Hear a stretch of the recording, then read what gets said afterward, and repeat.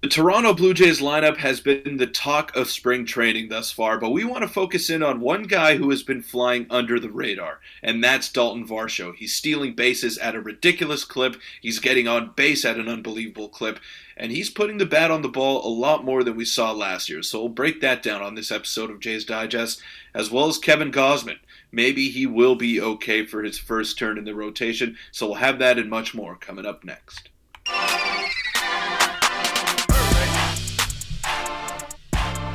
What's up, Jays fans? I'm your host, Peter Vryonis, alongside host Nick Gosse. We're back today after an off day yesterday. Hopefully you're all enjoying March Madness, spring training, baseball, whatever's going on in the sports world.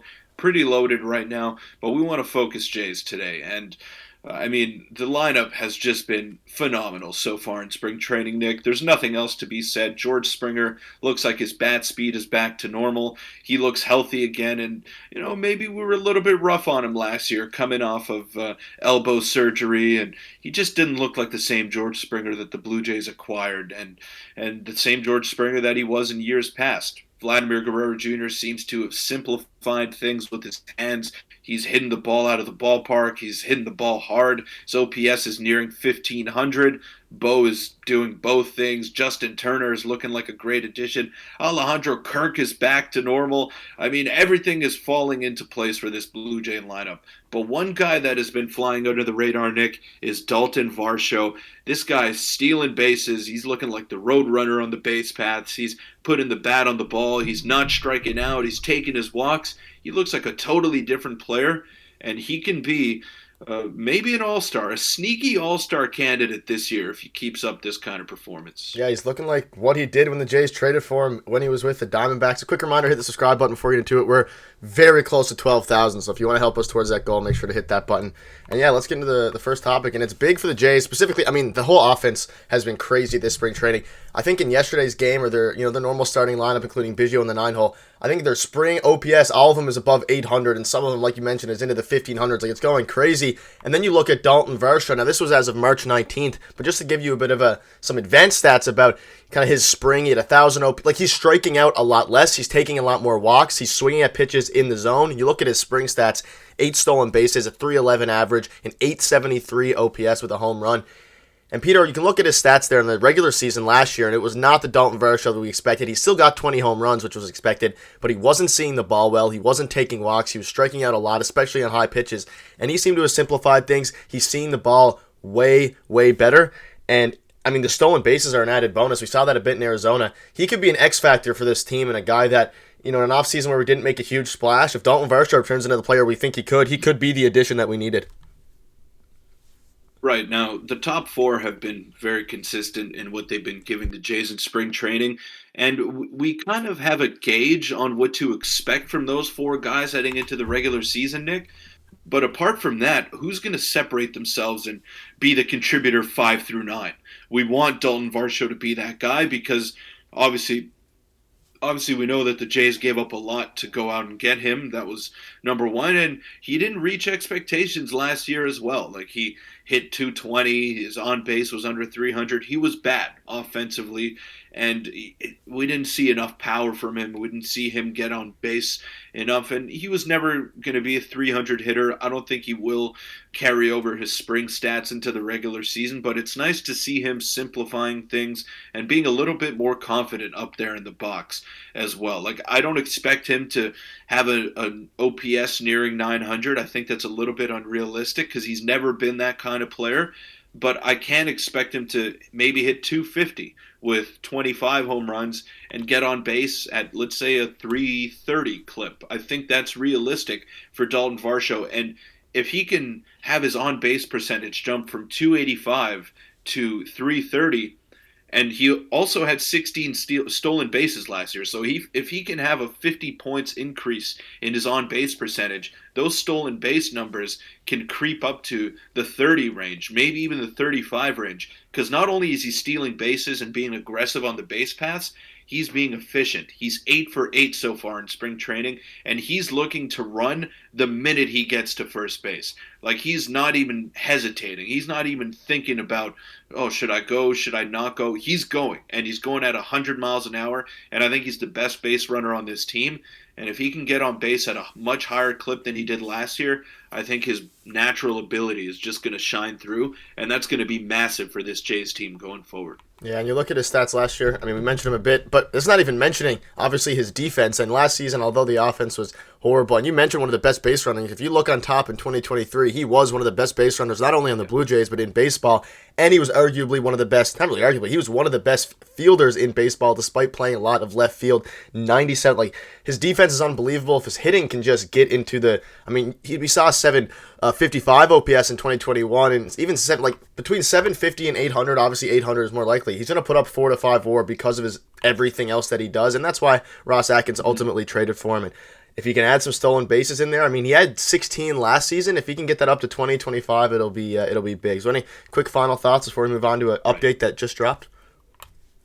Yeah, and let's just look at his 2022 numbers over there. If you pull up his baseball savant again, Nick, I mean, 27 home runs, hit 235. Like, that doesn't jump out at you, right?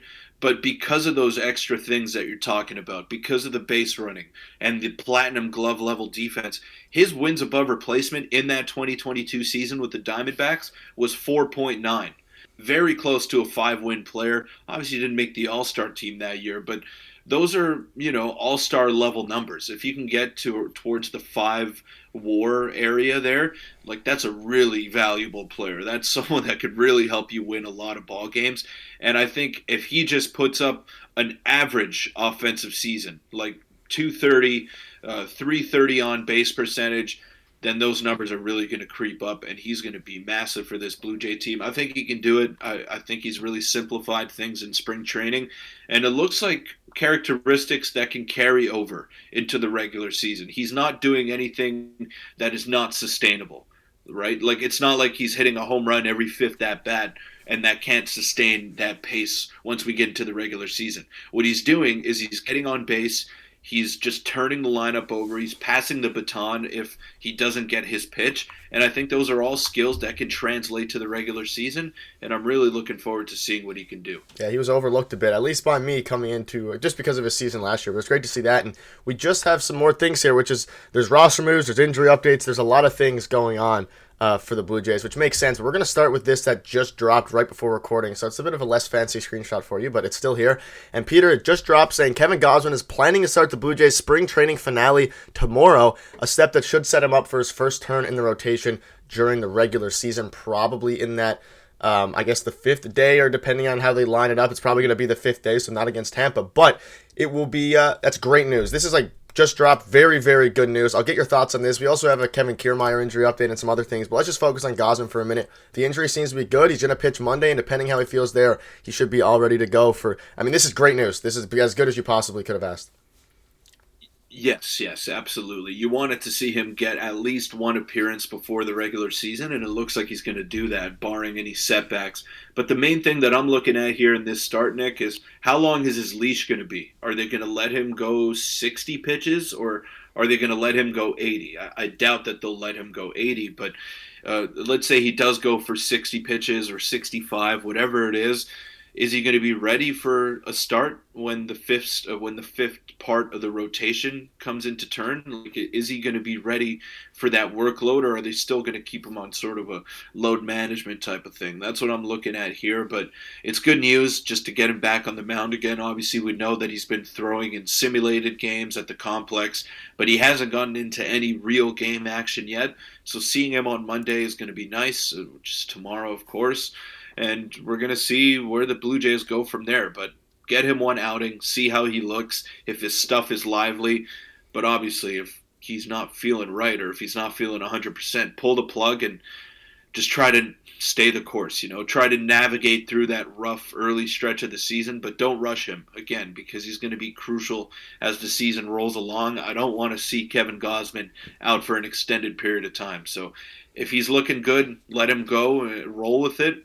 But if he's not, then you got to look at other options if you're the Blue Jays. Yeah, the good thing about Gausman is that he's a veteran. He usually is he knows his body pretty well, so hopefully he won't push it like we saw Alek Manoah do a few times last season. Before we wrap it up, a few things. Kevin Kiermaier left yesterday's game. He is fine. He wasn't sent for imaging. He will be good for the regular season, so that's another update. And then, Peter, quickly before we wrap up, Brian Serven, according to John Schneider, has officially made the Blue Jays opening day roster, and he told him that he has made the team. He will back up Alejandro Kirk until Danny Jansen is healthy, and the Jays will have to put Servant on the 40-man roster, and currently there is one open spot. So there is definitely, before the season starts, going to be a couple more pretty big moves regarding the roster that we'll obviously have you covered for, but Peter, he's made the team. We kind of expected this, and what a spring for him, and I'm glad. I mean, it's funny, 217 average, but 3 home runs, 1,000 OPS, so he did his job this spring, and congratulations to him. He gets an extra payday at the very least.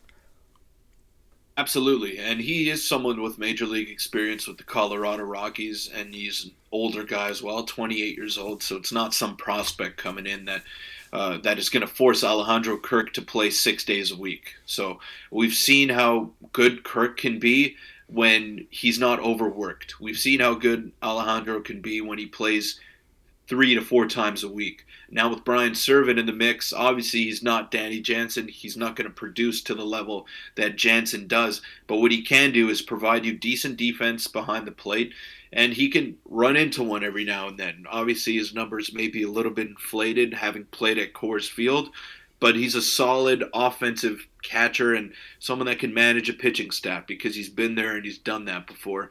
So you want to navigate the early portion of the season, and you want to get Danny Jansen back to full strength, because that catcher duo, when they're healthy, is one of the best in baseball. But having a quality third string catcher like a Brian Servant or Tyler Heineman last year is very valuable to the Blue Jays.